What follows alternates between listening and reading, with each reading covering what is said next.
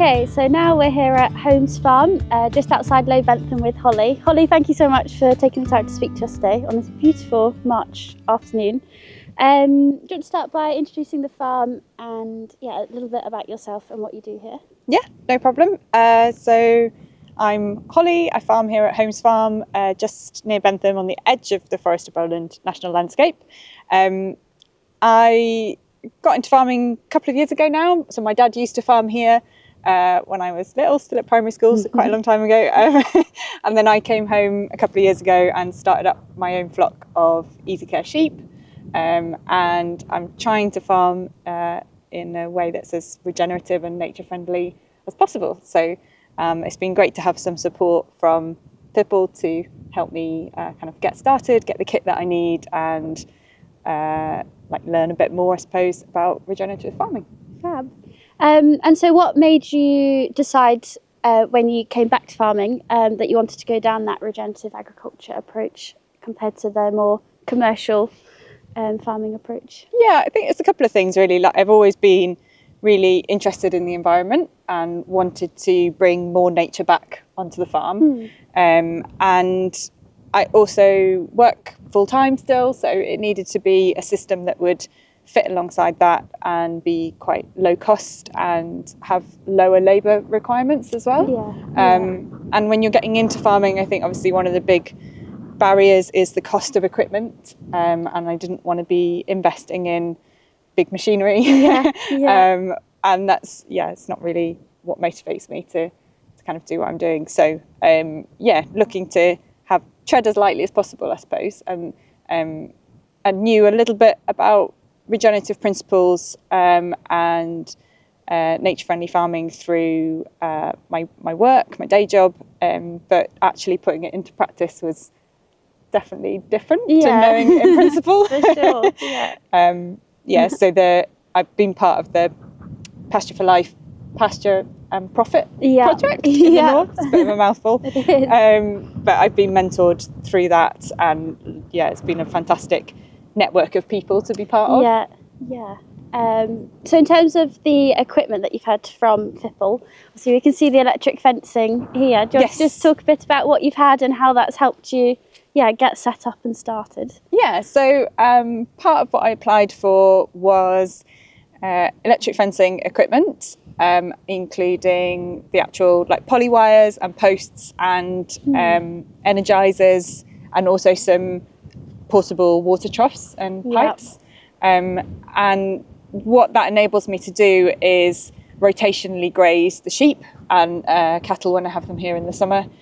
And a main objective for that really for me is improving the soil health.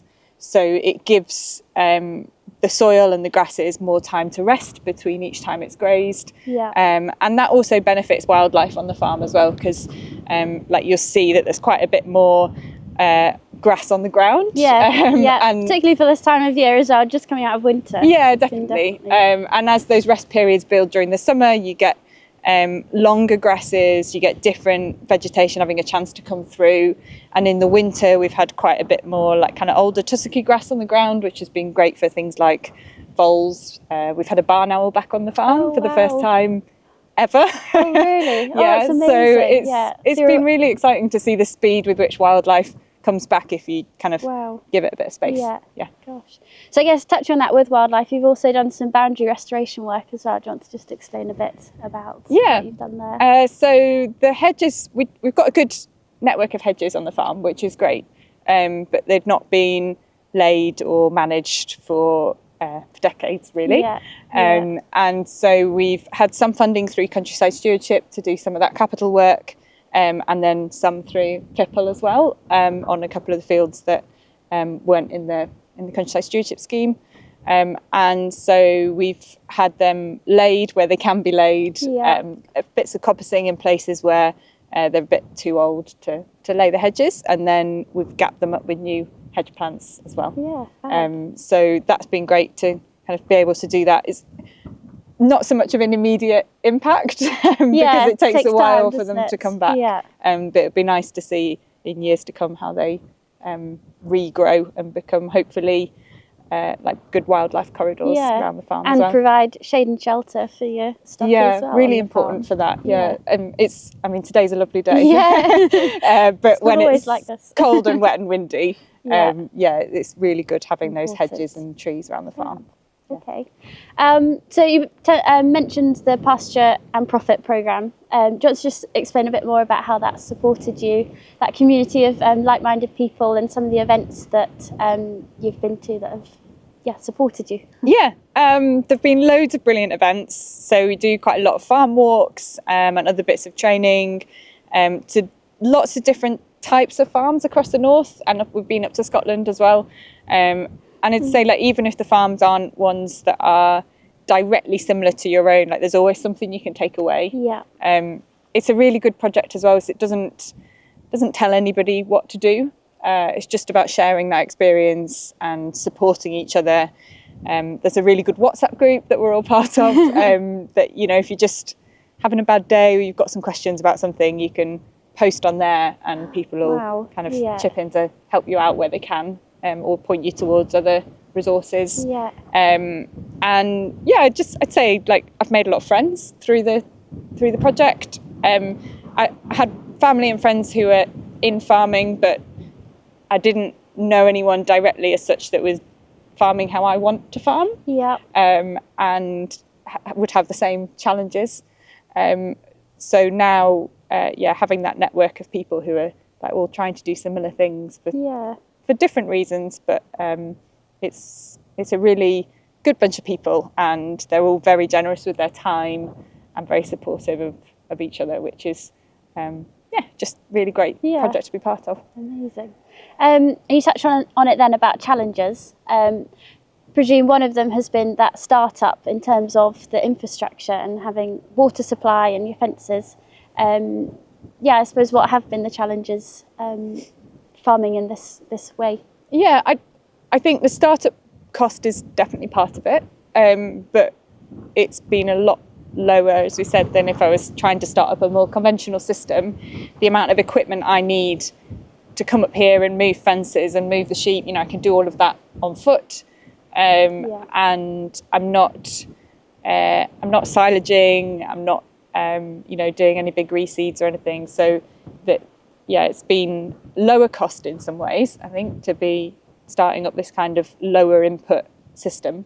I think a big challenge for me was just getting to grips with actually, like, the day-to-day of managing stock, because although you can do a lot of watching videos on YouTube and reading up on things, like, the realities of then like getting used to handling livestock is different. And when Dad farmed, you know, the most I can remember is feeding a few pet lambs. It wasn't really much useful experience to draw on there, although he has been fantastic in helping me out and giving advice and being there as a second pair of hands as well.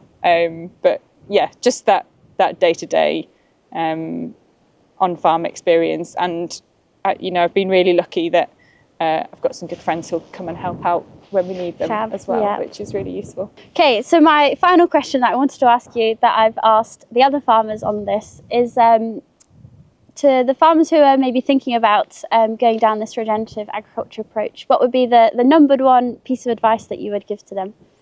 I'd say look at Pasture for Life, engage with that community. They're a really supportive, generous bunch of people who'll help you with knowledge and time if they can, and even just the website has some great resources, and their network nationally is brilliant. So I think that's a really good place to start, to look at some case studies, read up a bit on the types of things that you can do, and don't be afraid of reaching out to them.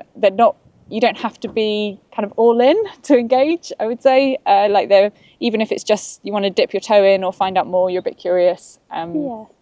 I'd say speak to them is a good start. I'd also say it's good to think about what you would like to see on the farm in terms of wildlife, or where you want your farm or your land to be in future years, and work towards that. Kind of tap into the things that are going to really drive you, like bring you joy, I suppose. Like for me, that's seeing more wildlife back on the farm. That's part of what gets me out of bed in the morning, and we all need those things, especially in the winter when it's dark and it's cold and you can't quite be bothered.